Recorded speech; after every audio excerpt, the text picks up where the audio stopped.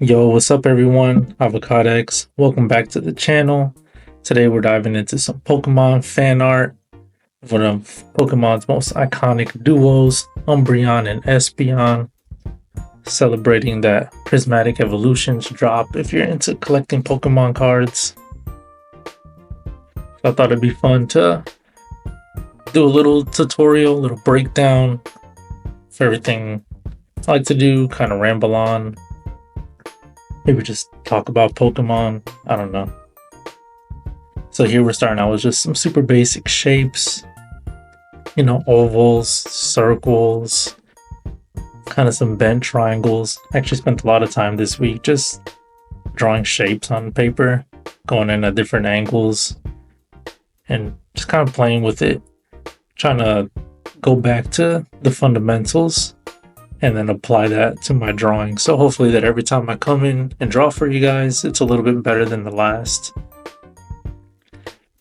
Alright, so I'm holding a pencil, you see it from like almost the back end, trying to keep it super light. And I'm using a lot of moving my arm and not so much my wrist whenever possible. Dang light crept into the shot. Right now we're coming in with some more refined lines. Once I'm pretty happy with the placement. This time I left the face for last because something I always wanted to do right. The face is like the most important part, and you always want to get to it first. And then, then your proportions are all off, and you're like, man, I spent so much time drawing the face. I don't want to redo anything. Or maybe you spent so much, getting into those details, you don't even realize until you're almost done with the drawing, and you're like, oof. Or at least that happens to me a lot. I don't know. So this time I decided to get all my proportions down, get everything, all the information on the page before going in for any details anywhere. And now we'll start to darken up the lines, get in Umbreon's rings. I still haven't even filled in the eyes because I wasn't sure if this is exactly where I want them. I think I even ended up erasing Umbreon's eye here and moving it up a little bit.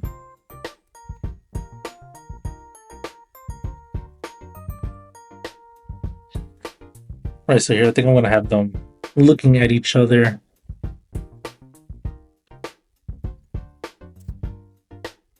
And on my channel too, I was drawing a lot of chibi, kawaii style, quick little drawings. So I'm really taking my time with this one today.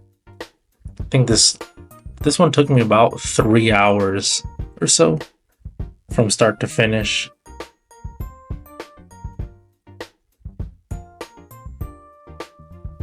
It is low-key a struggle because I'm a type of person who likes to start what I finish. So I was kind of putting off bigger projects because I just didn't have time in the day to draw it all. And I hate having to start something, come back to it later. Today we actually had some time to sit down and do the full drawing. But that is something I'm working on. So maybe I can do some bigger projects and, not save it all to draw on one day. The goal is to push out a new video every Saturday and maybe a couple shorts throughout the week.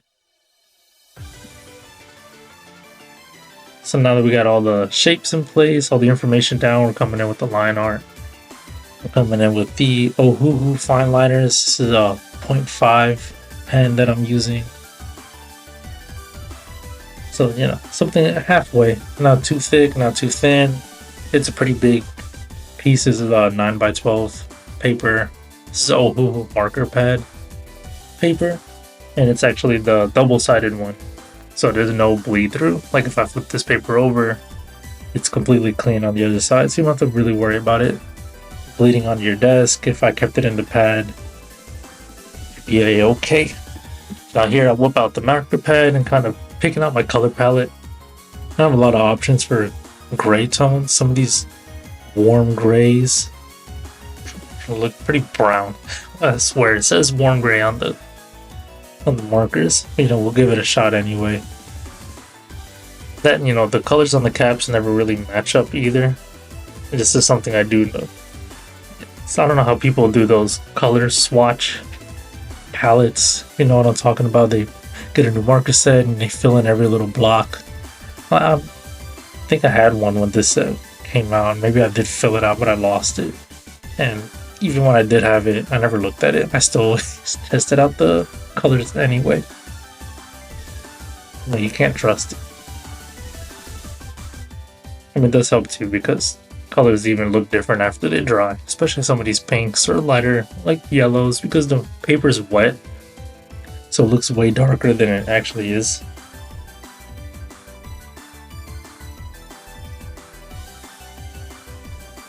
And let me know your guys' favorite evolution. If you think we're getting a new evolution for Gen 10 next year, I think.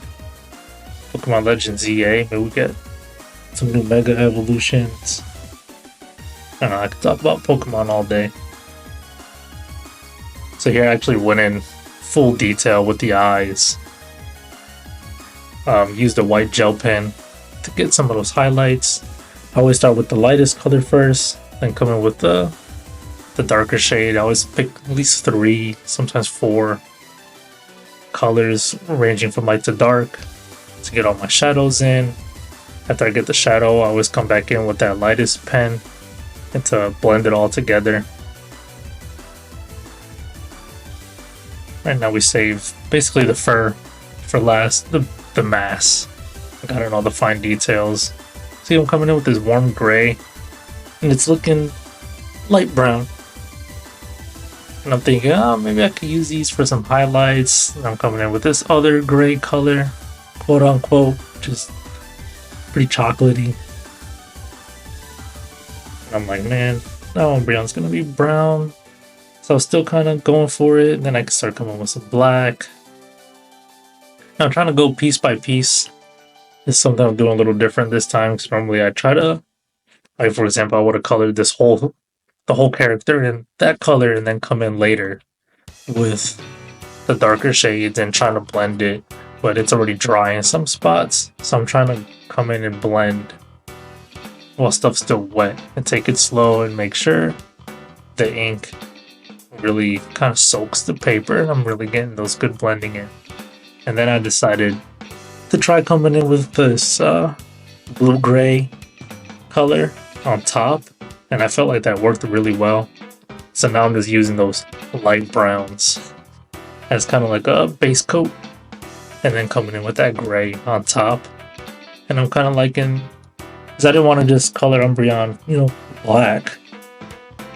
So it's kind of hard to find, how you want to balance those highlights, just to make them look somewhat realistic and get like some kind of fur texture in there. So all in all, I'm starting to get a good rhythm for the color palette. Also, before you start coloring too, very important to pick a light source. Know where your light's coming from, know where your highlights are gonna go. Here, I kind of wanted the light source coming in kind of from the top in the middle. I feel like I kind of bring the two characters together. We gave like Umbreon the red eyes and Espeon the blue eyes.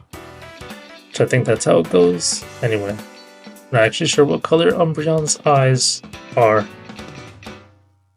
Then I felt like Espeon was actually going to go by much faster, so I didn't have to put down this brown coat and then come back over with the grays. We got like 3 pink tones here. Got like a light pink and this pastel pink. And then this, I think it's vivid pink. Something like that. Right, and we're trying to go little by little. I was starting to get a little impatient, and then I reeled myself back in.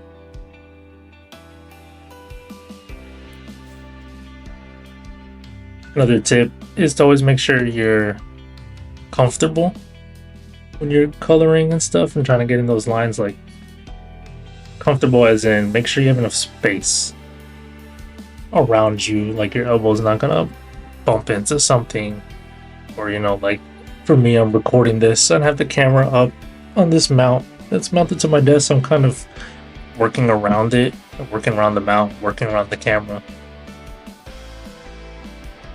I just want to make sure I'm not gonna bump into anything, color outside the lines type deal. Right here, my pen was actually starting to run out of ink, which is not good. I've been coloring a lot of pink lately for some reason. So I think we did a Kirby the other day, and then Slowpoke before that.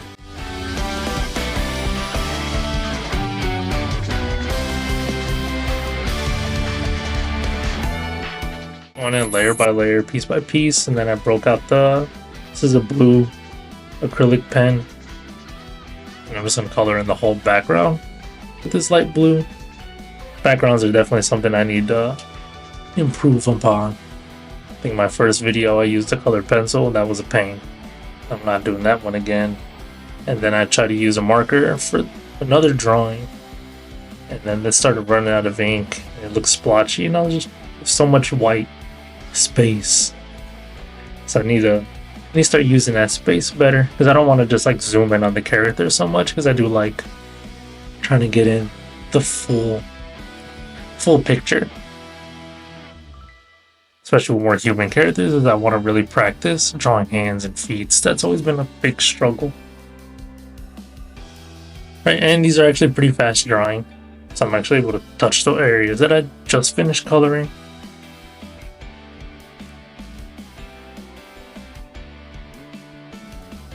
Now it's like it's all coming together, and there we have it, Umbreon and Espeon all done.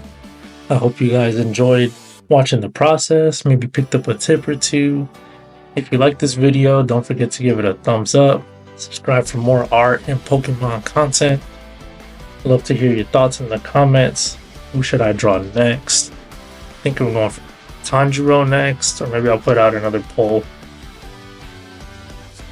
Yep, until next time, stay creative. Let's learn together, inspire one another. I'll see you guys in the next video.